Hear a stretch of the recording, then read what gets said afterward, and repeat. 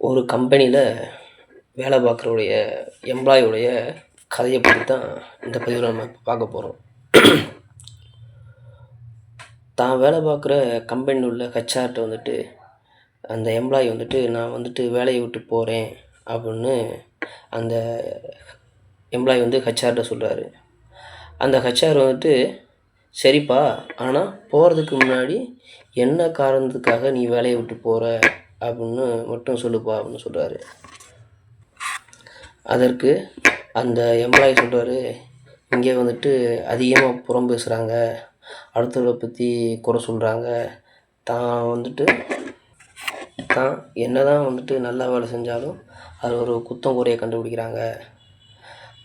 தான் பார்க்குற வேலையை விட்டு அடுத்தவங்க பார்க்குற வேலையில் என்ன குறை கண்டுபிடிக்கிறோமோ அதை மட்டும் பார்த்துக்கிட்டே இருக்காங்க.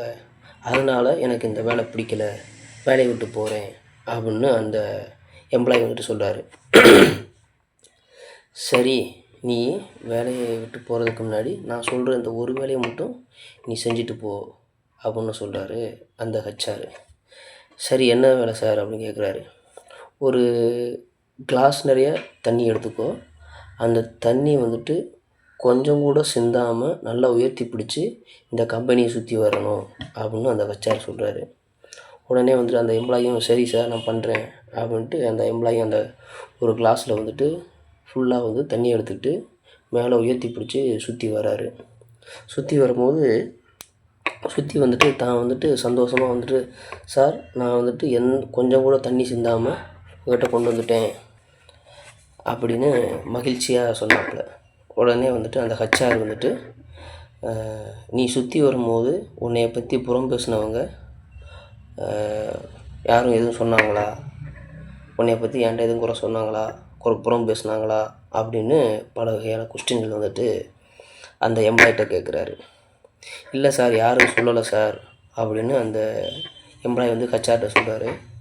உடனே வந்து அந்த ஹெச்ஆர் வந்துட்டு சொல்கிறாரு, உன்னைய பற்றி இப்போது அவங்க புறம் பேசினவங்க பேசியிருந்துருப்பாங்க, ஆனால் உன்னுடைய கான்சன்ட்ரேஷன் பூராமே வந்துட்டு அந்த கிளாஸில் இருக்க தண்ணி கீழே சிந்திடக்கூடாது, சிந்தாமல் கொண்டு வந்து என்கிட்ட ஒப்படைக்கணும் அப்படிங்கிற கான்சன்ட்ரேஷனில் மட்டும்தான் உன்னுடைய எண்ணம் பூரம் இருந்திருக்கும். அதே போல் தான் உன்னுடைய வேலையில் நீ எந்தளவு கான்சன்ட்ரேஷன் செலுத்துறியோ அதை வச்சு தான் வந்துட்டு உன்னைய பற்றி புறம் பேசுகிறவங்க, உன்னைய பற்றி குறை சொல்கிறவங்களுடைய வார்த்தைகளை வந்துட்டு நீ எடுத்துக்கிற மாட்ட. அதனால் நீ தனக்கு பின்னாடி பேசுகிறவங்கள பற்றி எதையும் கவலைப்படாத, உன் வேலையை மட்டும் நீ பாரு அப்படின்னு அந்த ஹெச்ஆர் சொன்னார். அதை கேட்டு இல்லை சார் நான் வந்துட்டு இப்போ புரிஞ்சுக்கிட்டேன் அப்படின்னு அந்த எம்ப்ளாயும் சொல்லிவிட்டு தன்னுடைய வேலையை வந்துட்டு மறுபடியும் கண்டினியூ பண்ணார். இதன் மூலமாக நீங்கள் என்ன தெரிஞ்சுக்கிட்டீங்க அப்படிங்கிறத வந்துட்டு இந்த பதிவுடைய கமெண்டில் பதிவு பண்ணுங்கள். நன்றி, வணக்கம்.